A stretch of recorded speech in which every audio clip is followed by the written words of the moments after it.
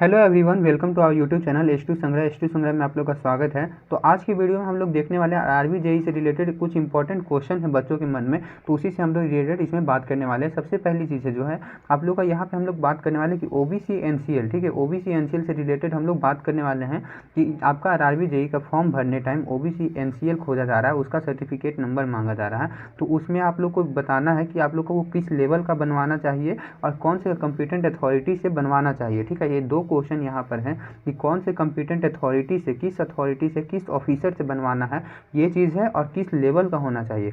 तो दोनों डाउट आज की वीडियो में क्लियर होने वाले हैं, पूरा आपको अच्छे से समझा दिया जाएगा। तो सबसे पहले बात करें कि ओबीसी एनसीएल कब बनता है। जब आपका फैमिली इनकम 8 लाख से कम होता है, 8 लाख से कम होता है आपका फैमिली इनकम, तब आपका ओबीसी एनसीएल बनता है। आप उसके थ्रू अप्लाई कर सकते हैं आरबी जेई का फॉर्म या फिर कोई भी फॉर्म जिसमें ओबीसी एनसीएल खोजा जा रहा है। तो आपका फैमिली इनकम आपका 8 लाख से कम होना चाहिए। ठीक है, तो यहाँ पर देखिए, तो ओबीसी एनसीएल में जो है दो तरह से बनता है, दो लेवल का बनता है। लेवल का पहले हम लोग बात करते हैं किस लेवल का होना चाहिए। तो ओबीसी एनसीएल दो लेवल का बनता है। तो पहला जो होता है आपका स्टेट का होता है, ठीक है, स्टेट लेवल का बनता है, और दूसरा आपका बनता है सेंट्रल लेवल का। तो जैसे कि मैंने बताया कि पहला आपका स्टेट का बनता है, दूसरा आपका सेंट्रल का बनता है। तो कुछ टाइम पहले आपको याद होगा कि बिहार एसएससी का फॉर्म आया था, ठीक है, तो ये क्या है, ये एक स्टेट लेवल का जॉब है।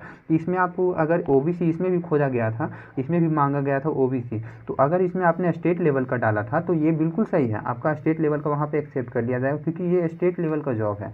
लेकिन आरबी जेई जो है ये आपका सेंट्रल लेवल का जॉब है, आरबी जेई सेंट्रल लेवल का जॉब है। तो यहाँ पे आप अगर स्टेट लेवल का डालिएगा ओबीसी एनसीएल, तो ये आपका रिजेक्ट होने का बहुत बड़ी समस्या है, बहुत बड़ा चांस है कि आपका ये रिजेक्ट हो जाएगा। इसलिए आरबी जेई का फॉर्म भरते समय, या फिर आपको लोग याद रखिएगा कि जितने भी सेंट्रल गवर्नमेंट जॉब होते हैं उसमें आपको ओबीसी अगर मांगा जा रहा है तो वो आपका सेंट्रल लेवल का होना चाहिए। इतनी चीज़ आप लोग समझ गए। तो आरबी जेई में कुल कंक्लूजन क्या निकला कि हमारा ओबीसी एनसीएल जो होना चाहिए वो सेंट्रल लेवल का होना चाहिए।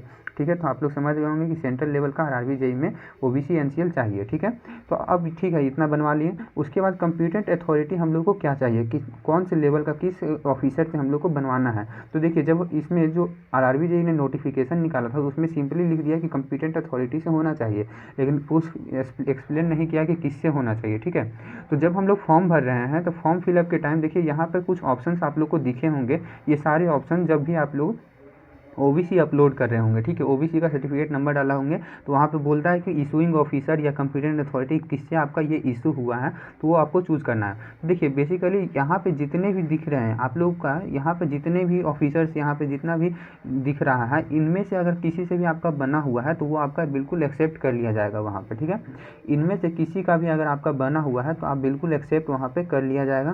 तो देखिए जो भी ओबीसी बनता है वो मैक्सिमम लोगों का जो है, मैक्सिमम रहता है कि वो ब्लॉक लेवल से बनता है। ठीक है, तो ब्लॉक से बनता है तो वो किस लेवल का होता है, हम लोग तो इतना जानते हैं कि ब्लॉक से बनता है, तो किस लेवल का होता है, तो वो जो है यहाँ पे देखिए, revenue officers not below the rank of tehsildar, यहाँ से बना हुआ होता है, revenue officers not below the rank of tehsildar. इसके ऊपर फिर बनता है आपका एसडीओ लेवल का बनता है, फिर आपका डीएम बनता है।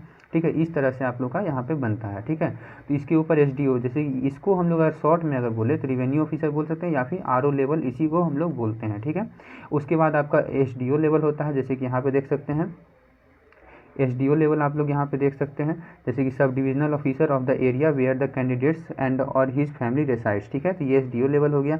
फिर इसके ऊपर आपका डीएम लेवल बनता है, तो इस तरह से, जैसे कि डिस्ट्रिक्ट मजिस्ट्रेट हो गया डीएम लेवल। ठीक है, तो ये आपका यहाँ तक आप लोग समझ गए होंगे। तो देखिए, आरबी जेई में किस लेवल का, किस कंप्यूटेंट अथॉरिटी का एक्सेप्ट किया जा सकता है। तो यहाँ पे देखिए, इसमें ऑप्शन आपका सबसे में ये वाला ब्लॉक से बनता है, तो revenue officer not below the rank of tehsildar, तो यही वाला आप लोग यहाँ पे ऑप्शन सिलेक्ट करिएगा। तो कब आप लोग ये वाला ऑप्शन सिलेक्ट करिए वो भी मैं आपको बताता हूँ, और कब आपको एसडीओ सेलेक्ट करना है, कब आपको डीएम सेलेक्ट करना है। ठीक है, तो अगर यहाँ पे देखिए आपका जो बना हुआ होगा ओबीसी, उसमें आप लोगों ने देखा होगा यहाँ पे ऐसा कुछ ओबीसी रहता है। तो इसमें आप लोग जब नीचे आइएगा तो यहाँ पे देखिएगा कि आपका कंप्यूटेंट अथॉरिटी लिखा हुआ है, जैसे कि यहाँ पे लिखा हुआ है रिवेन्यू ऑफिसर, तो ये आरओ लेवल है। ठीक है, तो ये आरओ लेवल है, तो कहाँ से बना हुआ होगा, तो मैंने अभी बताया कि ये ब्लॉक लेवल से बनता है। ठीक है, ये ब्लॉक लेवल से बनता है, तो ये आप लोग अप्लाई कर सकते हैं। इसी तरह से अगर आपका एसडीओ से बना हुआ होगा तो वहाँ पे एसडीओ लिखा हुआ रहेगा, सब डिविजनल ऑफिसर, या फिर आपका एडीएम से बना हुआ है तो वो चीज़ यहाँ पे लिखा हुआ रहेगा। तो इसको देख के आप लोग को वहाँ पे सिलेक्ट कर लेना है। ठीक है, कि आपका किससे बना हुआ है, किसका आप दे रहे हैं। ठीक है,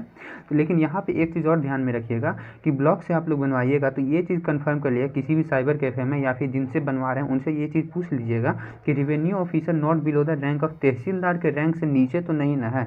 यहाँ पे बोल रहा है कि not below the rank of tehsildar से नीचे नहीं होना चाहिए, उससे ऊपर लेवल का होना चाहिए। ठीक है, तो उससे ऊपर लेवल का होना चाहिए, इतना याद रखिए। तो रेवेन्यू ऑफिसर आप लोग ये वाला डाल सकते हैं। एक बार आप लोग सबसे पहले किसी भी आसपास के साइबर कैफ़े, जो भी आपका गांव होगा, शहर होगा, वहाँ के साइबर कैफ़े में जाके पता कर लीजिएगा और उसकी, या फिर आप जिससे बनवा रहे हैं ब्लॉक में ही जाकर इस चीज़ के बारे में आप लोग पूछ लीजिएगा, तभी यहाँ पे आप लोग ये वाला अप्लाई करिएगा। ठीक है, तो आई होप आपको समझ में आ गया होगा। चलिए मिलते हैं नेक्स्ट वीडियो में, तब तक के लिए आप लोग चैनल को सब्सक्राइब करके रखिएगा ऐसे ही और इन्फॉर्मेटिव वीडियोज़ के लिए। अगर वीडियो पसंद आया तो लाइक करिए, अपने दोस्तों के पास शेयर करिए। बाय।